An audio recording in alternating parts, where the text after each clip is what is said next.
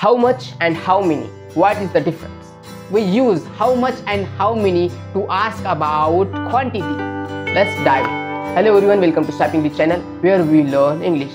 तर आजचा आपला टॉपिक आहे हाऊ मेनी आणि हाऊ मच याच्यामधला फरक. कुठे हाऊ मेनी वापरायचे आणि कुठे हाऊ मच वापरायचे हेच आपण आज बघणार आहोत. तर व्हिडिओ शेवटपर्यंत नक्की बघा and I hope you will learn something from it. So thank you so much. Let's dive in. Both of these phrases are used to ask about the quantity of something. However, we use how much with uncountable nouns. These nouns are always singular and they cannot be counted. How many, on the other hand, it is when noun we are talking is countable and has a plural form. Much is used to describe mass noun or non-count noun like juice, rice, milk, and patience and happiness. When using much, the noun will always be singular. It cannot be plural.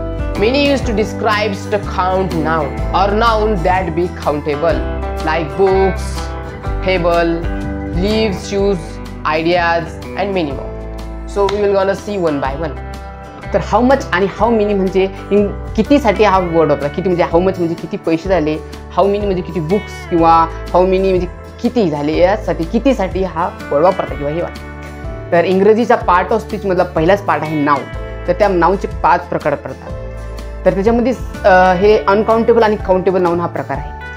तर how much हे uncountable noun सोबत वापरतात. जसे की आपण त्याला 1 2 3 मध्ये असं मोजू शकत नाही. तर पहिले काउंटेबल नाउन सांगतो. काउंटेबल नाउन म्हणजे आपण 1 2 3 मध्ये मोजू शकतो. तर बघा हे 1 बुक 2 बुक 3 बुक असं मोजू शकतो आपण. 1 book 2 book 3 book 1 page 2 page 3 page असं आपण मोजू शकतो. 1 house 2 house 1 mobile 1 fan 2 fan 3 fans 1 watch 1 cupboard or whatever 1 window 2 window.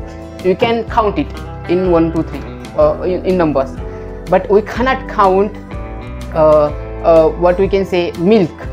We can't count in 1 2 3. म्हणजे मिल्क म्हणजे दूध हे आपण 1 2 3 मध्ये मोजू शकतो का? त्याला लिटर लावून लागतं. त्याला आपण मोजतो लिटरमध्ये मोजतो त्याला. किंवा गोल्ड झालं समजा तर ग्राममध्ये होतं ते. आणि चांदी वगैरे झालं समजा silver.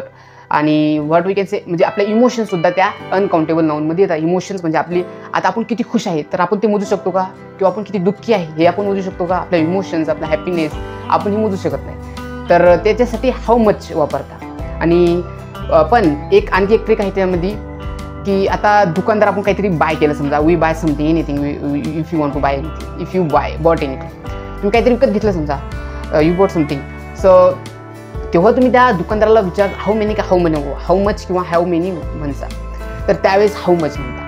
How much money means आपण फक्त असं कॅज्युअली विचारू शकतो फक्त हाऊ मच. फक्त त्याच वेळेस हाऊ मच वापरता. पण आपण तर त्यामध्ये 1 2 3 मध्ये मोजू शकतो. फक्त हा ट्रिकी पार्ट आहे.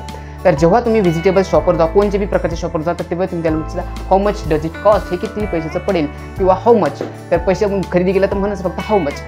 नाहीतर बाकीच्या वेळेस सगळीकडे इमोशनच्या वेळेस हेच.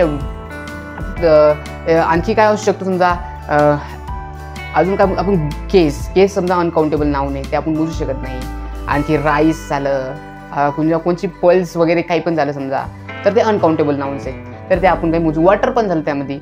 तर ह्या बेसिकली जे आपण 1 2 3 मध्ये मोजतो त्याला हाऊ मेनी म्हणावे आणि जे आपण मोजू शकत नाही 1 2 3 मध्ये त्याला हाऊ मच वापरा. तर काही तुम्हाला मी एक्झाम्पल देतो. ते एक्झाम्पल जर तुम्हाला समजले तर ते हळूहळू तुम्हाला समजून जाईल. तर पहिला एक्झाम्पल आहे he likes her very much. म्हणजे त्याला ती खूप आवडते. He likes her very much. Much का आलं इथं? कारण की आपण हे 1 2 3 मध्ये मोजू शकत नाही त्यामुळे इथं मच आलं. नेक्स्ट एक्झाम्पल आहे how much money is left. म्हणजे पैसे किती शिल्लक राहिले आहे. आता बाकीचे आपण खर्च केले पण पैसे किती शिल्लक राहिले तर पैशाच्या बाबतीमध्ये मचच वापरतात. तर त्यात how much money is left. पैसे किती शिल्लक राहिले आहे. नेक्स्ट एक्झाम्पल आहे how much sugar do you need for your T.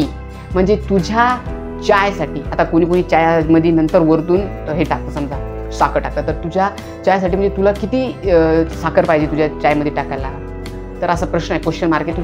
तुला किती साखर पाहिजे तुझ्या चायमध्ये असा नॉर्मली क्वेश्चन आहे. तर आता बघू आपण हाऊ मेनी. तर हाऊ मेनीचा आय हॅव मेनी फ्रेंड्स. म्हणजे I have many friends. Many म्हणजे माझ्याकडे खूप सारे फ्रेंड आहेत. ते आपण 1 2 3 मध्ये यूज करू शकतो. शुगरचं एक्झाम्पल सांगितलं पण ते आपण 1 2 3 मध्ये यूज म्हणजे मोजू शकतो का? ते म्हणजे 1 2 कोण मोजत नाही तर ते अनकाउंटेबलमध्ये येतं.